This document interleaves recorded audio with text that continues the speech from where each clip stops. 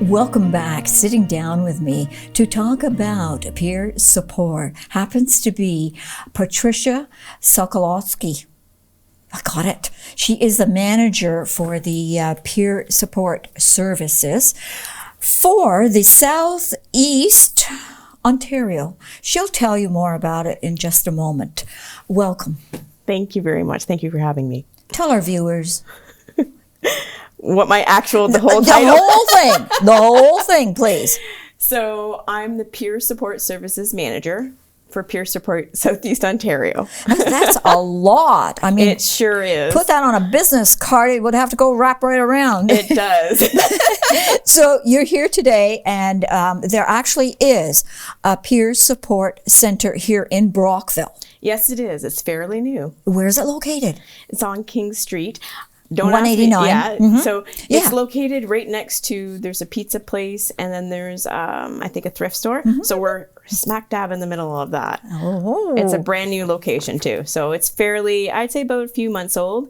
So we're still making our way around Brockville. Good. Well, we're glad you're here, okay? Thank you. So now, what is this peer support service? What is it? What's this Okay. group? Yeah. So Peer Support is a center that services people struggling with addictions and mental health concerns. And what we do is we provide a safe space. So people could come in a judgment-free, non-stigma center and feel that they're being seen and heard. So the staff there are people with lived experience with addictions and mental health concerns. And peer support is like the foundation for, sorry, I'm gonna bloop it. Yeah, Give me 2 it's okay. seconds. It's all right. Okay. Okay. Okay. So it's a center where we provide a safe space for people with addiction and mental health concerns. And what we do there is we provide a free lunch, which is we base that upon a nice healthy lunch. Yes, yes. And also too, we have free coffee and tea. We also have internet there, computers. We have a TV. We have peer support. So that's one-on-one talking with the staff. People who come in could be people struggling with addictions and mental health concerns, or they can just be people that want to be in a space where they feel welcome and they feel okay talking about things that might be going on in their life. One thing I have to say is that the people that are there, the staff, Yes. we are all people with lived experience, and we all have struggled with addictions and mental health concerns. So even myself. So we pride ourselves on when we hire people and in management and even in our board, we are all people with lived experience. So we understand, we walk alongside the people we support. Wonderful. Thank you. So why Brockville? Why did you feel, or why did the powers to be feel that Brockville was an area that needed this kind of service? So we had an outreach located in Prescott. Okay. And we heard, one of the things we heard from a lot of people that would come there was, why don't we have a space in Brockville? Oh, okay. And I was like, that's interesting. And then we also too, we have supports in the hospital. So we have a program that's called the Transitional Discharge Model. And those are people that are in the hospital under care for their mental health and addiction concerns. And when they get back into the community, they have really no space to go to. So we kind of listen to the people talk about, well, why aren't you in Brockville? So at the hospital, people are saying, well, I leave. I have no place to go. Yeah. So it took a while, but we finally did put something to play. We had a game plan, and then we found the location. It took a while to find the location because we wanted to be local for everybody. You want to be central. Yes, because some people have transportation issues. So we wanted to make sure we were providing a space for everybody. And this happened to be the perfect spot, and here we are. Good. Wow. That's nice. What are your hours down there at the center? So our hours are 10 to 3, Monday to Friday. We do have other locations that have varied hours, and maybe down the road, that's something we look at for like being open on a Saturday.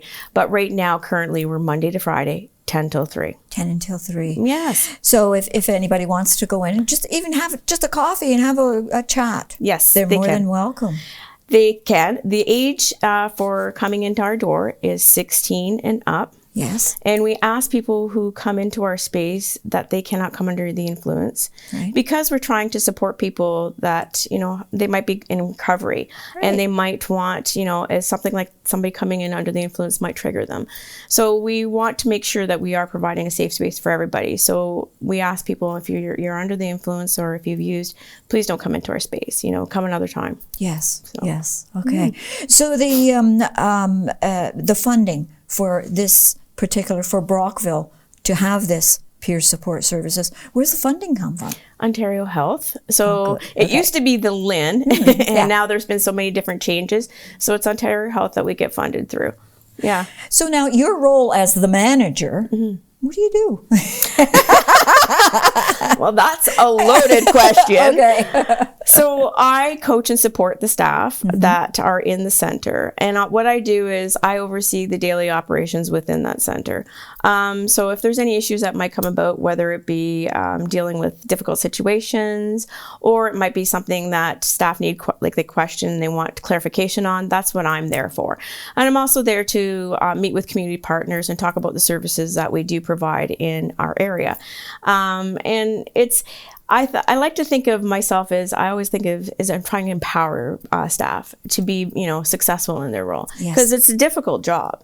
Like, you're dealing with a variety of people in a different population. And also too, as we have a homeless population that keeps growing and growing and growing. So being able to provide at that space, we are servicing a lot of people who are, not, they don't have a place to call home. Right. So in our center too, I'm sorry, I forgot to mention, we have laundry services too. You have laundry services.